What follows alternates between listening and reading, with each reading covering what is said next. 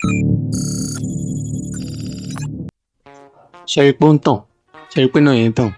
Fún ẹ̀kọ́ tó ní a máa kọ́ bá ṣe lè kọ kóòdù náà yìí ní èdè Yorùbá lẹ́yìn náà fi lè kọ́ tó tún máa fi tàn báyìí. Ẹ káàbọ̀ sí kóòdù Yorùbá. Fún ẹ̀kọ́ tó ní a máa kọ́ nípa báyìí tan iná yìí ní èdè Yorùbá àti pé báwo la ṣe lè kọ kóòdù pẹ̀lú Arduino yìí ní èdè Yorùbá tó dẹ̀ máa gbọ́ àti pé báwo ló ń ṣiṣẹ́ ohun tá a máa kọ́ lè ní nìyẹn. Tẹ bá wo Arduino board yìí, tẹ bá wo ọ̀nà yìí báyìí ẹ máa rí pé wọ́n kọ digital BWM sí ìgbẹ̀yìn báyìí ti rí. Wọ́n kọ digital BWM. Ohun tó túmọ̀ sí ni pé bí iná ohun tó ní bí ìpele méjì là ń lò fún ohun tó ní ìpele méjì. Tẹ bá wo ibi owó sí ń báyìí wọ́n kọ power sí ìtumọ̀ pé iná. Wọ́n kọ ilé 5 volt, ilé RES, ẹ fẹ́ reset ẹ fẹ́ tún ṣe. Ilé 3.3 volt ó túmọ̀ sí pé iye iná tí èèyàn lè gbà jáde láti ìwọ abẹ́rẹ́ yìí 3.3 ní. Tẹ bá wí báyìí 5 volt ó túmọ̀ sí pé iye iná tó lè jáde látara ẹ̀ 5 volt ni. Ìtọ́kọ GND sí àmì ilẹ̀ ni ìtumọ̀ pé ilẹ̀ ńlẹ̀ ni ibi tí ò sí iná rárá. Torí tẹ bá fi ẹsẹ̀ kan sí ibi ìpele karùn-ún yìí ẹ gbọ́dọ̀ fi ìpele ẹsẹ̀ kejì sí ìpele ibi GND tó túmọ̀ sí pé ẹ ti parí circuit yẹn ni.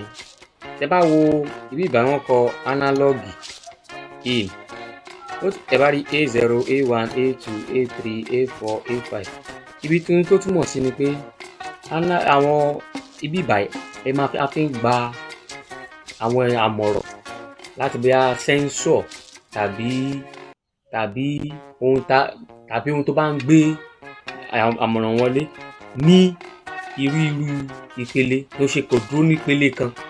Tẹ bá rántí nígbà kékeré wọn kọ pé analog ó túmọ̀ sí pé analog túmọ̀ sí pé digital túmọ̀ sí pé ohun tó ní ìpele méjì a fẹ́ pa ni àbí a fẹ́ tàn. A fẹ́ pa ni àbí a fẹ́ tàn àbí a fẹ́ kó lọ sókè tàbí kó wálẹ̀. Pẹ̀lú ìṣe pé ìpele méjì péré ló ní kò ní ju bẹ́ẹ̀ lọ. Àmọ́ tẹ bá wo ibi apá ìgbà irú ìpele ni ó lè wà ní òdo lè ní ó wà ní òdo kó dẹ̀ wá sókè títí ó lè wà ní òdo kó dẹ̀ wá sókè títí tó fi kọjá lọ sí ẹgbẹ̀rún kan lé ní which is 1023. So ó lè wá láti òdo dé 1023. Tẹ bá wo digital pin yìí ibi kọ́kọ́ digital sí yìí ẹ máa rí abẹ́rẹ́ láti òdo 1 èjì òdo àti sí 1 bí báyìí. Tẹ bá rí báyìí a fi ń gba ìmọ̀ràn bóyá a fẹ́ tẹ nǹkan sójú abẹ́rẹ́ níbi fọ́nrán kan tàbí fi nǹkan sí ìdọ̀hún la máa ń lo àwọn eléyìí fún. Ibi kejì yìí abẹ́rẹ́ àpótí láti bí ojú abẹ́rẹ́ yìí ìwọ abẹ́rẹ́ la máa fi àwọn iná tá a fẹ́ lò bóyá a fẹ́ kọ kóòdù sí ibi kankan ibi tá a máa fi wọ́n sí lélẹ̀. Ẹ rí ibi bẹ́ẹ̀ la máa fi wọ́n sí. Tẹ bá wo bí báyìí jẹ́ kí n wọlé sọ̀rọ̀.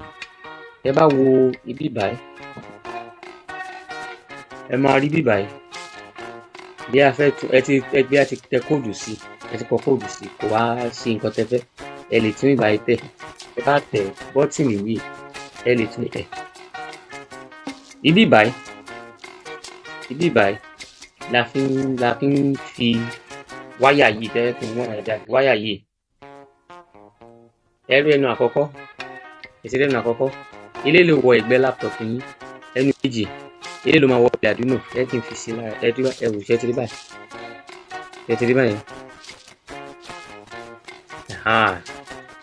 Nísìsiyìí tá a bá fi Arduino yìí sí ẹ̀gbẹ́ láptọ̀pù wa ẹ gbọ́ ariwo kan tó máa dún báyìí. Ẹ ti gbọ́ bẹ́ẹ̀ ó túmọ̀ sí pé nísìnyí iná ti wà lára Arduino yìí tẹ́ bá rí ẹ rí pé iná ti tàn lára ẹ̀ bẹ́ẹ̀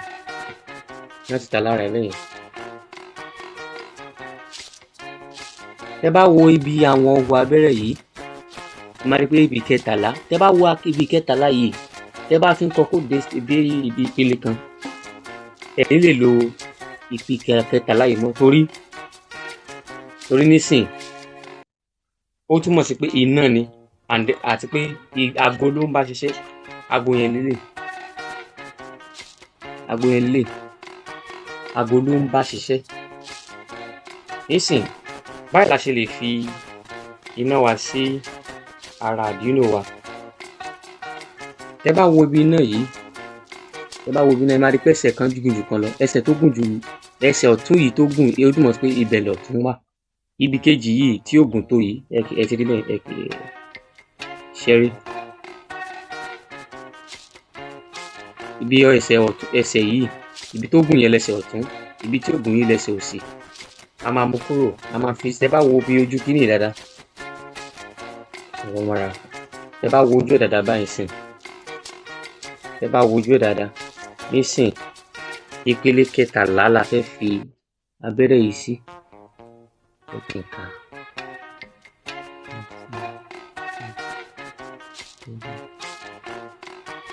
Ẹ ti rí, ẹ máa fi ẹsẹ̀ kejì yìí sí ẹ rí pé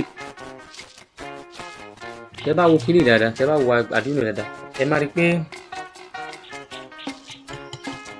ibi ẹ̀gbẹ́ ilẹ̀ wà lẹ́gbẹ̀ẹ́ tó yẹ pé torí ẹ̀ la ṣe fi sí báyìí pé ẹsẹ̀ òsì ẹ̀ lè jókòó sí orí Arduino yìí. Àmọ́ tó bá ti fẹ́ lo iná méjì, tá fẹ́ lo iná bíi méjì, a fẹ́ máa kọ kóòdù fún iná méjì àbí mẹ́ta àbí márùn-ún, ó túmọ̀ sí pé a máa láti lo bọ́ọ̀dù sopọ̀. Ìyẹn a máa kọ fún ẹ̀kọ́ tá fẹ́ kọ lẹ́yìn a máa kọ́ pa bọ́ọ̀dù sopọ̀ bá ṣe lè lò mọ́ Arduino. Tẹ́ bá wo ìbàyìí ẹ máa rí pé GND yìí méjì ló wà ń bẹ̀, ibi ilẹ̀ méjì ló wà ń bẹ̀. Ó túmọ̀ sí pé ẹ lè lo ju méjì lọ. Tẹ́ bá wo ìbàyìí òun lẹ́lẹ́kẹta lélẹ̀ kò dẹ̀ lè jù bẹ́ẹ̀ lọ. Tẹ́ bá ní ohun tó pọ̀ tẹ́ fẹ́ sopọ̀ mọ́ ẹ lè ti gbogbo abẹ́rẹ́ bọ̀. Ẹ fi mọ abẹ́rẹ́ yẹn kan jáde kẹ́ fi ìpín kan fojú rẹ̀. Ẹ wá abẹ́rẹ́ yìí wáyà ni òun la máa ń ti bọ ẹnu. Ẹ ti rí bẹ́ẹ̀ yẹn ó sì wà ní ẹnu ilẹ̀. Ẹ ti rí pé ẹnu ilẹ̀ ló wà báyìí. Àti ti ẹnu abẹ́rẹ́ yìí àti ti bọ inú ihò abẹ́rẹ́ yìí. Èkó ọ̀tá abẹ́rẹ́ yìí wá sí ibi ilẹ̀ ni. Tẹ́ bá wo ibi iná tá fi sopọ̀ mọ́ nígbà ẹ pé ipò kẹtàlá ló wà lónú ihò abẹ́rẹ́ yìí. Ipò kẹtàlá. Ẹ má gbàgbé o torí torí ẹ̀ lè máa ṣe kọ kóòdù fún un. Tẹ́ bá gbàgbé lè má lè ráyè kọ kóòdù sí mọ́. Ẹ rántí pé ìpele kẹta ló wà.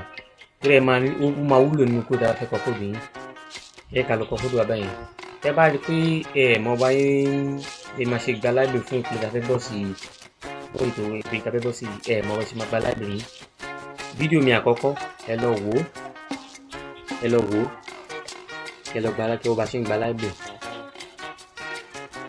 Ẹ jẹ́ ká lọ kọ kóòdù wa bẹ́ẹ̀. Tẹ́ bá wo ojú fọ́nrán yìí pé a ti fẹ́ kọ kóòdù wa nínú ìwà àfihàn náà tá sọ pẹ̀lú ẹ̀kan yìí. Tẹ́ bá wo ojú fọ́nrán yìí ẹ máa rí i pé ní ìbàyìí ibi sketch yìí a máa fi library wa fún àti rí ṣe include library Arduino ẹ̀rí pé ó ti wọlé nísìnyí ó ti wọlé. Ohun tó tún kàn ní ta máa ṣe ní gbogbo ilé a máa yọ kúrò wúrowúro yìí a nílò ẹ̀ mọ́ àti yọ kúrò bẹ́yẹn. Nísìn software tá ti ń kọ kóòdù yìí ọ̀nà méjì ló já ọ̀bọ yín ṣiṣẹ́ ìpele méjì ló ti ṣiṣẹ́. Nǹkan méjì ló dẹ̀ gbọ́dọ̀ rí nínú kóòdù yín láìṣe tí ò bá rí kò ní ṣiṣẹ́. Nǹkan àkọ́kọ́ tó gbọ́dọ̀ rí ni júùjú bẹ̀rẹ̀ ètò ṣẹ́rí bí iye kọ́ ẹ má ṣì kọ́ o. Nǹkan ẹlẹ́kejì tó dẹ̀ gbọ́dọ̀ tó tún wà ní wọ́n tún fẹ́ kọ yìí júùjú bẹ̀rẹ̀ àtúnṣe ṣẹ́rí bẹ́ẹ̀ yẹn ẹ má ṣì kọ́ o. Méjì péré tó ń wúrà nìyẹn. Lẹ́yìn yẹn gbogbo tá bá kọ sínú kóòdù yìí a máa ṣiṣẹ́ lọ. Torí tí ẹ bá kọ júùjú bẹ̀rẹ̀ ètò yìí kóòdù yìí ò ní ṣiṣẹ́ o. Kò tiẹ̀ ní farabọ̀ kò ní ṣiṣẹ́ rárá. Ẹ kàn máa rí pé kò ṣiṣẹ́ náà pé àké ló ń ṣẹlẹ̀ ṣé ẹ ṣètò níbì kan ni. Nísìn ohun tá ti fẹ́ ṣe ni pé a fẹ́ kọ ipò tí a fi iná yẹn sí ó túmọ̀ sí pé ipò tí abẹ́rẹ́ iná yẹn wà tó wà, ipò abẹ́rẹ́, ipò kí ló wà, ṣé ẹ gbàgbé? Ẹ rántí pé ipò kẹtàlá ló wà, ṣé rí bẹ́ẹ̀ yẹn? Ipò kẹtàlá ló wà. Kí ni yóò dẹ̀ ń ṣe? Ó ń jáde ní, ó túmọ̀ sí pé à ń rí iná yẹn pé ó ń tàn, ìhun tó ń jáde ní tá à ń rí ni. Ohun tó tún wá tẹ̀lé tá a fẹ́ ṣe, pa fẹ́ yẹ kí iná yìí ṣẹ́jú kó máa kún, kó máa tàn, kó máa tàn ní. Kí la fẹ́ ṣe? A fẹ́ kọ abẹ́rẹ́, a fẹ́ kọ sí abẹ́rẹ́ kẹtàlá. Ṣé rántí? Torí ibi tí a fi iná yẹn sí, ipò kẹtàlá ló wà lójú bọ́ọ̀dù wa, Arduino bọ́ọ̀dù yẹn. Kí la fẹ́ ṣe? A fẹ́ tàn. Ẹ rí pé lẹ́tà ńlá là ń lò. A fẹ́ tàn. Ṣé rí bẹ́ẹ̀ yẹn? Ohun tó tún kù tá a ti fẹ́ ṣe ni pé a fẹ́ dúró. Tá a bá ti tàn o, a fẹ́ dúró. Àmọ́ a fẹ́ dúró pọ̀ fún ìgbà àkókò tó pọ̀ jù. A fẹ́ dúró fún kíni?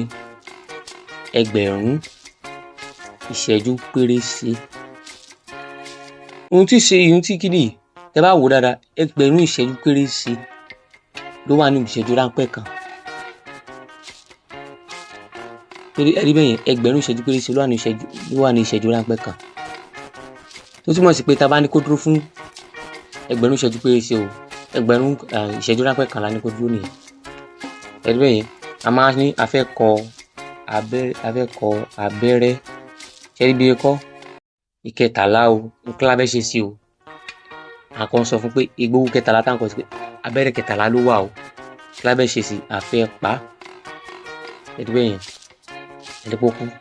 Nísìnyí, àti pa nìyẹn. Ohun tá a ti fẹ́ ṣe, a fẹ́ kó tó dúró. Ẹ rí bẹ́ẹ̀ yẹn, 1000 ìṣẹ́jú kíni? 1000 ìṣẹ́jú pérése. Tẹ́ bá wò dáadáa, tẹ́ bá wò òfin dáadáa, tẹ́ bá wo kóòdù tí mo kọ, tẹ́ bá wo òfin dáadáa, ẹ máa rí pé lẹ́yìn gbogbo ìlà kóòdù mo fi àmì yìí sí. Ohun tá à ń pè ní ìlà kóòdù, gbogbo ohun tá a kọ ìlà kóòdù kan ni. Lẹ́yìn yẹn gbọ́dọ̀ fi gbogbo àmì yìí sí kí n parẹ́. Ẹ rí pé mo parẹ́, mo gbọ́dọ̀ fi sí padà. Láì ṣe bẹ́ẹ̀ kò ní ṣiṣẹ́. Ẹ rí pé ẹ tún dé ẹ wò. Ẹ rí pé lẹ́yìn gbogbo ìlà kóòdù ẹ gbọ́dọ̀ máa fi àmì yẹn sí.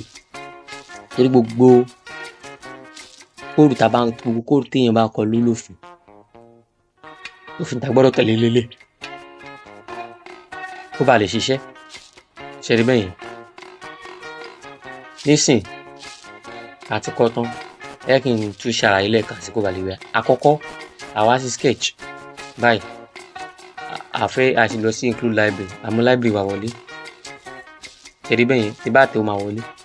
Lẹ́yìn yẹn, ohun méjì tá a tún wá kọ tẹ̀lé ni pé ohun méjì tí software tá a wà yìí, orí software tá a wà yìí tó ń wá ní kóòdù àtúnṣe ni pé kó tó lè fi ọ̀rọ̀ ránṣẹ́ tàbí kóòdù ránṣẹ́ sí Arduino wa.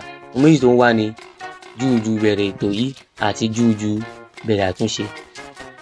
Ibi báyìí, júùjú bẹ̀rẹ̀ ètò yìí, gbogbo ohun tí a bá kọ sí inú ẹ̀kan péré ló máa ń ṣiṣẹ́. Kò ní ṣiṣẹ́ lẹ́ẹ̀mejì tó ẹ̀ ń bẹ̀rẹ̀ ètò ni. Tó bá yẹ pé iná 6 lẹ ní, ipò abẹ́rẹ́ 6 lẹ gbọ́dọ̀ kọ síbẹ̀. Láì ṣe bẹ́ẹ̀ kò ní ṣiṣẹ́. Lẹ́yìn yẹn, ohun tó tẹ̀lé, a kọ abẹ́rẹ́ kíni? Abẹ́rẹ́ kẹtàlá. A tún wá ṣe níní adúró fún 1000 ìṣẹ́jú pérése. Àbálẹ́ jẹ́ orí ráńpẹ́ kan. A tún wá ṣe níní akọ abẹ́rẹ́, àpá iná yẹn. Ká tún wá ṣe, a tún wá dúró. Gbogbo kóòdù yànjú bẹ́ẹ̀ lọ. Nísìnyí, tá a bá tẹ kóòdù wa, iná wa máa tàn sí. Nísìnyí ẹ gbọ́dọ̀ rí pé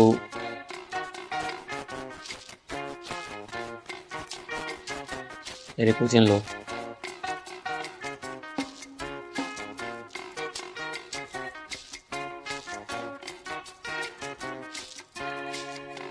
Ẹ rí pé ó ti ń lọ. Ẹ rí bẹ́ẹ̀ yẹn pé ó ti wọlé tán. Nísìnyí já lọ wo bí kóòdù wa ṣe ń ṣiṣẹ́. Nísìnyí tẹ́ bá ti rí ẹ rí pé náà kóòdù wa ti ṣiṣẹ́. Ṣé rí bẹ́ẹ̀ yẹn? Ṣé rí pé kóòdù wa ti ṣiṣẹ́? Ẹ rí pé tàn. Nísìnyí ẹ rí bẹ́ẹ̀ yẹn. Kóòdù yín ní Yorùbá. Nísìnyí tẹ́ iná ìkíra yín kó lọ pé ẹ̀yin náà kọ kóòdù ní èdè Yorùbá. ní tẹ́ ẹ̀ láǹfààní láti gba library yẹn tàbí software yẹn bóyá kò bá laptop yín ṣiṣẹ́, ẹ jẹ́ kí n mọ̀. àti pé pẹ̀lú ẹ̀kọ́ ta kọ́ tán lénìí, tí ẹ bá níbi tí ò yé yín, ẹ jẹ́ kí n mọ̀ níbi comment.